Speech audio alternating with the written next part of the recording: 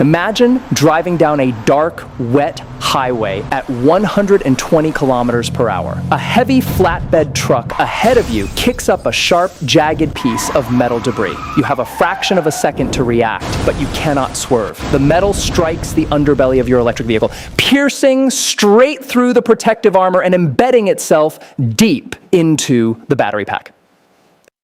In a traditional electric vehicle, this is the ultimate nightmare scenario.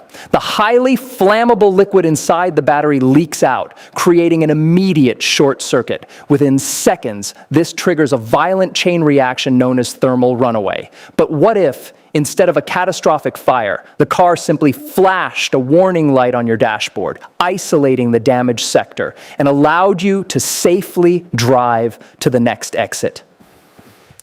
This is not science fiction. This is the exact engineering promise of the solid-state battery. It is universally recognized as the next generation of battery technology, designed to eliminate range anxiety and fire hazards completely. But to understand how it achieves this and why the entire global auto industry is locked in a fierce technological war to produce it, we cannot just look at the marketing brochures. We have to look at the underlying physics. To understand why traditional batteries catch fire and how we are engineering that risk out of existence, we first need to look at one core component, the electrolyte. In every single lithium-ion battery, whether it is an old cell phone battery or the massive pack in a modern EV, the core operating logic is exactly the same. It is essentially a microscopic game of moving house. We can visualize the battery system as two massive warehouses. The positive electrode is the primary residence, the permanent home where the lithium ions live when the battery is completely empty. The negative electrode is the temporary dormitory. When you plug your car into a fast charger, you are injecting electrical energy into the system, forcing these lithium ions to leave their home, travel across a physical medium, and pack tightly into the dormitory. When you unplug the car and hit the accelerator, the ions naturally travel back to their home. This continuous physical movement of ions is what pushes electrons through the external wiring, providing the power that turns your vehicle's wheels. The critical medium that connects these two warehouses is the electrolyte. It is the highway the ions must cross. In all the commercial batteries we use today, this highway is made of a liquid organic solvent. Think of this liquid electrolyte like a chaotic swimming pool. The lithium ions literally swim back and forth between the electrodes. This works relatively well, but it introduces massive physical vulnerabilities. First, the organic liquid is highly volatile and extremely flammable. Second, as you repeatedly charge the battery over years of use, the lithium ions can misalign as they settle into the negative electrode. Over time, they stack up and form sharp, microscopic metallic spikes called lithium dendrites. In a liquid environment, there is no physical resistance to stop these spikes from growing. Eventually, these sharp metallic spikes pierce the thin plastic separator inside the battery, causing an internal short circuit, which leads directly to a fire. The global battery industry is now attempting a massive structural shift to solve this root cause. They are trying to replace that highly flammable liquid swimming pool with a solid paved road. When you switch from a liquid architecture to a solid-state architecture, three fundamental mechanical changes happen immediately. First, the fire risk essentially drops to zero. A solid-state pathway does not burn, even if the battery is severely punctured in a highway collision or exposed to extreme ambient heat. It will not explode. Second, the energy density drastically increases. Because the solid pathway is physically dense and rigid, it acts like a concrete wall. It is tough enough to physically block those microscopic lithium dendrites from growing. Because the engineers no longer have to worry about dendrites piercing the battery, they can upgrade the negative electrode material. Instead of using traditional graphite, they can use pure metallic lithium, which holds significantly more energy. According to the foundational engineering data, this single material swap can practically double the driving range of the vehicle. Third, if the solid road is engineered correctly, the lithium ions can actually travel faster on a solid highway than they can swimming through a thick liquid. This means a 10-minute full charge is mathematically possible. But building this microscopic solid road is one of the hardest material science challenges of our time.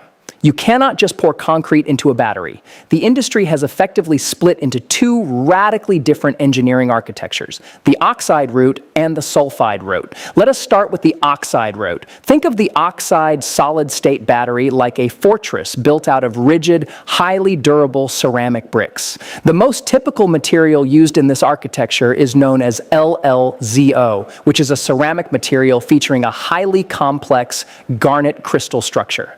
To understand how it operates, imagine this oxide electrolyte as a perfectly aligned three-dimensional cage. Inside this ceramic cage, oxygen atoms tightly link arms to create an incredibly rigid, indestructible framework. However, this framework is not completely solid. It is deliberately engineered with microscopic empty pockets. When the battery charges or discharges, the lithium ion acts like a highly agile athlete. It jumps from one empty pocket into the next, springing its way through the rigid ceramic cage from the negative electrode to the positive electrode. Because this entire framework is held together by oxygen atoms, it possesses several profound industrial advantages. It is practically indestructible. It acts as an absolute barrier against lithium dendrite spikes, meaning the safety margin is pushed to the absolute maximum. Furthermore, it is exceptionally stable in normal manufacturing environments. It is not afraid of ambient moisture or normal air. This is a critical point for mass manufacturing because it means companies can produce these batteries in standard factory environments without spending billions on specialized environmental controls. But the oxide route has severe physical limitations. First, ceramics are notoriously hard and brittle.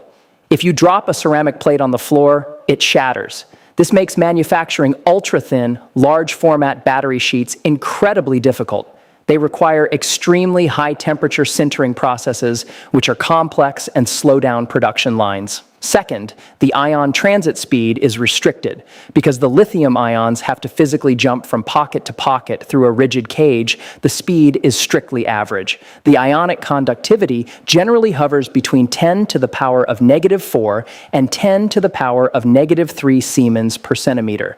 In practical terms, using the oxide route is like driving on a heavily reinforced concrete mountain road. It is completely safe, highly durable, and it will get you to your destination, but you are not going to set any speed records. Companies heavily invested in the Chinese supply chain, such as Qingdao Energy and Ganfeng Lithium, along with Western startups like QuantumScape, are aggressively pushing variations of this pathway.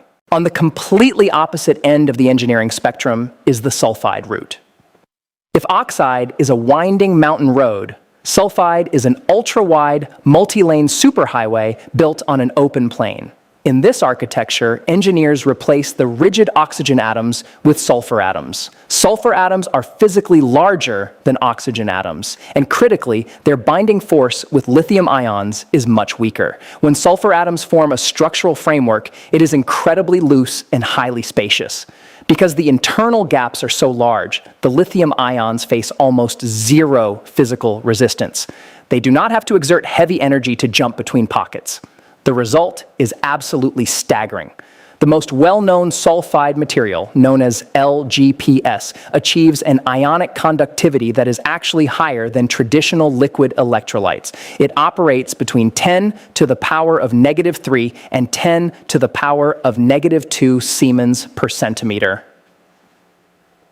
Let me translate that into a real-world impact. It means the lithium ions are no longer swimming. They are sprinting at maximum velocity. This translates directly to ultra-fast charging capabilities. In theory, a vehicle using a sulfide solid-state battery could absorb enough electrons to fully charge the vehicle in just 10 minutes. Additionally, sulfide materials possess excellent mechanical flexibility.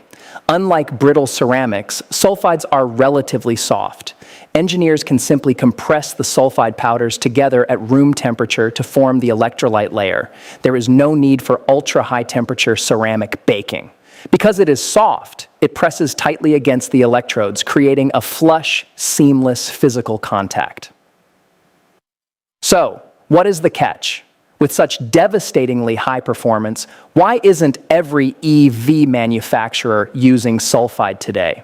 The answer lies in its extreme environmental fragility. Sulfur is highly reactive. If a sulfide solid-state material comes into contact with even the slightest trace of moisture in the ambient air, a violent chemical reaction occurs. It immediately breaks down and releases hydrogen sulfide gas.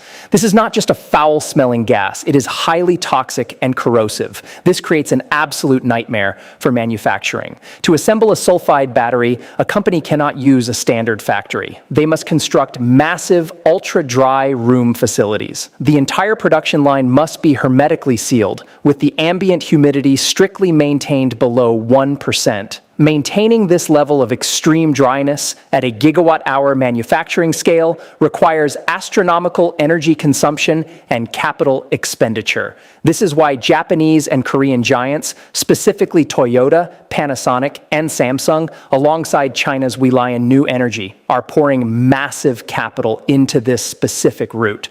They are betting that if they can solve the manufacturing environment bottleneck, the sheer performance of the sulfide superhighway will dominate the market.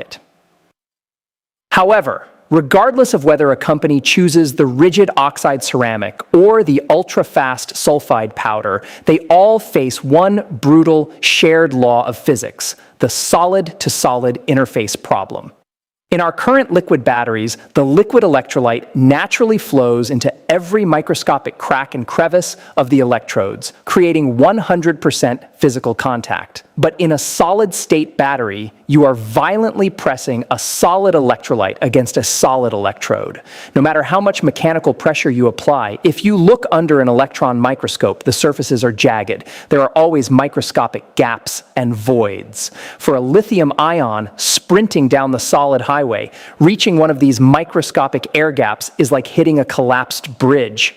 It is a dead end. The ion cannot cross. This is known in the industry as interface impedance, and it severely throttles the power output of the entire system. To solve this, researchers globally are attempting multiple interventions. Some are applying nanoscale buffer layers, effectively painting a highly conductive glue between the solid layers to ensure perfect contact. Others are grinding the electrodes and electrolytes into nano-sized particles and mixing them tightly together to artificially increase the contact area.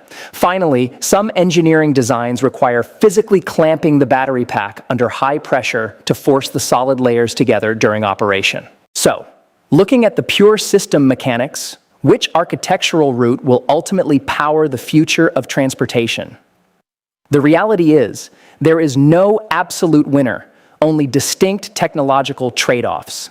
If an automaker prioritizes absolute safety, extreme durability, and the ability to scale up production using existing manufacturing infrastructure, the Oxide route is the highly pragmatic choice. It will likely find commercialization first in scenarios where extreme safety is prioritized over sheer charging speed. However, if an automaker is hunting for the absolute performance ceiling, targeting extreme energy density and a 10-minute fast charge, the sulfide route possesses vastly superior potential. Once the global supply chain, heavily driven by China's massive scale and rapid iteration capabilities, figures out how to lower the cost of ultra-dry manufacturing environments, sulfide will unlock the next era of performance. Furthermore, we are now tracking a third, highly pragmatic trend. Leading materials scientists are designing composite electrolytes. They are actively mixing the two materials together, using the oxide lattice to guarantee structural safety, and using the sulfide channels to guarantee transit speed. Both pathways are relentlessly pushing the global automotive industry toward a very specific mathematical horizon. An electric vehicle that charges in 10 minutes, drives for 1,000 kilometers, and possesses zero structural fire risk. When that system is perfected, internal combustion engines will face their most definitive challenge. Which tech route do you think will ultimately win out? Will it be the rigid, reliable safety of the Oxide fortress or the high-speed, fragile potential of the Sulfide superhighway? Let me know in the comments. If you want more hardcore insights on China's electric vehicles and intelligent robotics, visit voltchina.net and subscribe for free. You'll receive a weekly intelligence brief on China's fast-moving technology landscape, plus a free report on BYD's solid-state battery strategy.